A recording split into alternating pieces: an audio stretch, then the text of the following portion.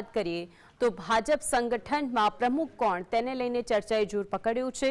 સૌથી પહેલા તેના ઉપર નજર કરીશું। મહત્વની વાત એ છે કે ભાજપના પ્રમુખ પદનો તખ્તો તૈયાર હોવાની જાણકારી સામે આવી રહી છે। બસ હવે નામ જે જાહેર થવાની વાર છે તેના ઉપર સૌથી મોટો સમય છે। ગુજરાત ભાજપના પ્રમુખ પદની આગામી સમયમાં જાહેરાત થઈ શકે છે। ભાજપના પ્રમુખ પદનો તખ્તો તૈયાર હોવાની જાણકારી સામે આવી છે અને હાલ અમિત શાહ પણ ગુજરાતના પ્રવાસે છે। ત્યારે અમિત શાહની ભાજપ સંગઠનની રચના મુદ્દે બેઠકની પણ સંભાવના છે। તો ટૂંક સમયમાં સત્તાવાર રીતે જાહેરાત થઈ શકે છે। કમુરતા ઉતરતા આજથી સારા કામ થઈ શકશે। સત્તાવાર જિલ્લા શહેર પ્રમુખના નામની પણ જાહેરાત થઈ શકે તેમ છે।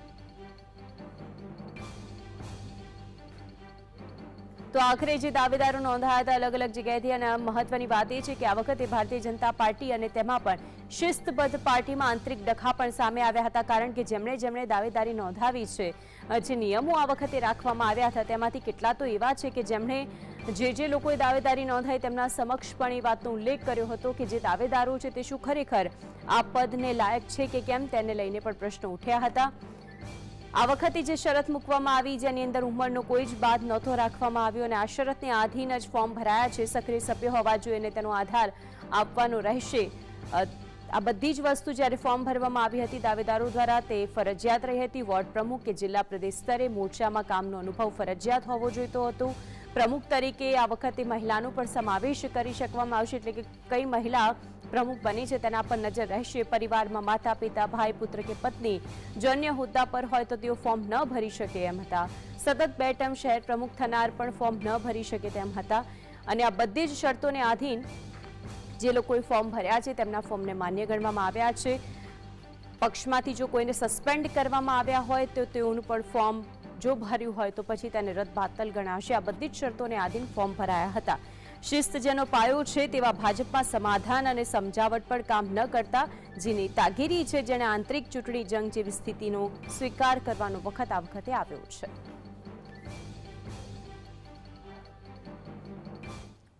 તો આ જ અંગે વધુ માહિતી માટે સંવાદદાતા જતીન જોડાઈ ગયા છે। જતીન, પ્રમુખને લઈને જે ચર્ચાએ જોર પકડ્યું છે કેટલો સમય લાગી શકે તેમ છે અને ક્યારે નામોની જાહેરાત થશે? કેન્દ્રીય ગૃહમંત્રી અમિત શાહ ગુજરાત પ્રવાસે છે ત્યારે જે પ્રદેશ પ્રમુખ તેમજ જિલ્લાના પ્રમુખો શહેરના પ્રમુખો માટે કોઈ વિશેષ પ્રક્રિયા હાથ ધરવામાં આવી હતી જેની યાદી તૈયાર થઈ ગઈ હતી। તે યાદી દિલ્હી મોકલવામાં આવી હતી। દિલ્હીથી પણ સિલેક્શન થઈ ગયું હતું અને તે યાદી હવે ગુજરાતમાં આજે મોડી રાત્રે કેન્દ્રીય ગૃહમંત્રી અમિત શાહના ત્યાં બેઠક પડશે, જેમાં ગુજરાતનું પ્રતિનિધિત્વ તેમજ ચૂંટણી ઇન્ચાર્જો જે છે તે અમિત શાહ તે જશે અને આખરી ઓપ જે છે તે અપાશે। મહત્વની વાત છે કે જે પ્રમુખને લઈ વિવાદો આવ્યા હતા સમગ્ર વિવાદો હવે ઠારે પાડી દેવામાં આવે છે અને ખાસ કરીને કમુરતા પતી ગયા છે ત્યારે આગામી 24 કલાક કે 48 કલાકની અંદર જ શહેર પ્રમુખ અને જિલ્લાઓના પ્રમુખોના નામે જાહેરાત જે છે તે કરી દેવામાં આવશે। તમામ યાદીને દિલ્હીથી પેનલ બનાવીને આવ્યા હતા। તે પેનલોની આજે રાત્રે કેન્દ્રીય ગૃહમંત્રી અમિત શાહની સમક્ષ બેઠક કરવામાં આવશે। તે પેનલોમાંથી ગમે તે એક નિયુક્તિ જે છે તે કરવામાં આવશે, એટલે કે આવનારા 24 કે 48 કલાકની અંદર શહેર પ્રમુખ અને જિલ્લા પ્રમુખોની નામની યાદી તૈયાર કરી દેવામાં આવશે અને તે જાહેર કરી દેવામાં આવશે। તેમાં ત્યારબાદ બીજા 24 કે 48 કલાકમાં જે ગુજરાત પ્રદેશ ભાજપના પ્રમુખની નામની જાહેરાત છે તે પણ કરી દેવામાં આવશે। એટલે ખાસ કરીને કહી શકાય કે જે પ્રમાણે નવા સંગઠનના નવા પ્રમુખોને લઈ ભારતીય જનતા પાર્ટી તજવીજ હાથ ધરી હતી તેને આખરી ઓપ અપાઈ રહ્યું છે અને આવનારા દિવસોની અંદર તમામ લોકોની નામની જાહેરાત જે છે તે કરી દેવામાં આવશે। આજે શિસ્તબદ્ધ પક્ષ ગણવામાં આવે છે ભારતીય જનતા પાર્ટી પક્ષ, પરંતુ તેની અંદર જ હુંસાતુસી જોવા મળી અને આ આંતરિક જે વિખવાદ છે આ બધાની વચ્ચે શું લાગી રહ્યું છે? કયા દાવેદારો મજબૂત છે આ વખતે? વાત કરીશું તો ગુજરાતના તમામ જિલ્લાઓ અને શહેરમાં અંદાજિત 1300 થી વધુ લોકોએ દાવેદારી કરી છે પ્રમુખ પદ માટે, જે જિલ્લા અને શહેરના પદ માટે, જેમાં કેટલાક જગ્યાઓ પર વિવાદ પણ જોવા મળ્યો હતો।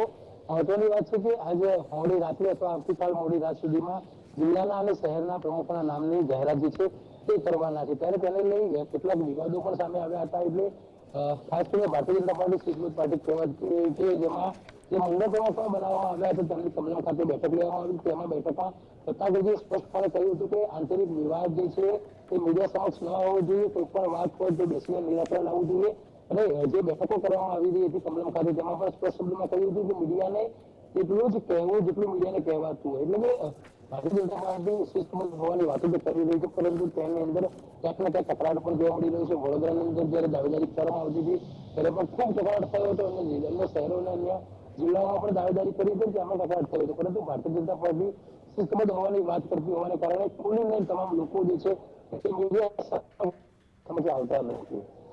અમદાવાદની અંદર કોણ પ્રબળ દાવેદાર લાગી રહ્યું છે?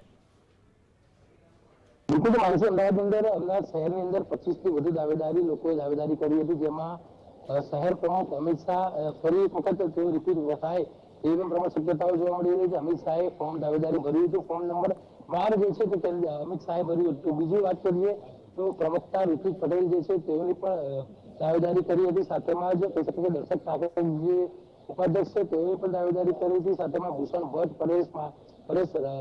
પરેશભાઈ જે મહામંત્રી છે તેમણે પણ દાવેદારી જે છે તે કરી હતી. એટલે ભારતીય જનતા પાર્ટીના અમદાવાદ શહેરની જો વાત કરીએ તો અમિત શાહ, ઋત્વિક પટેલ, દર્શક ઠાકર, ભૂષણ ભટ્ટ તેમજ પરેશભાઈ લખાણી તે હાલમાં મહામંત્રી છે. 5 પ્રબળ દાવેદારો જે છે તે જોવા મળી રહ્યા છે. સાથેમાં જો વાત કરીએ તો અમિત શાહ રિપીટ થાય તે પ્રકારની વાત પણ જોવા મળી રહી છે.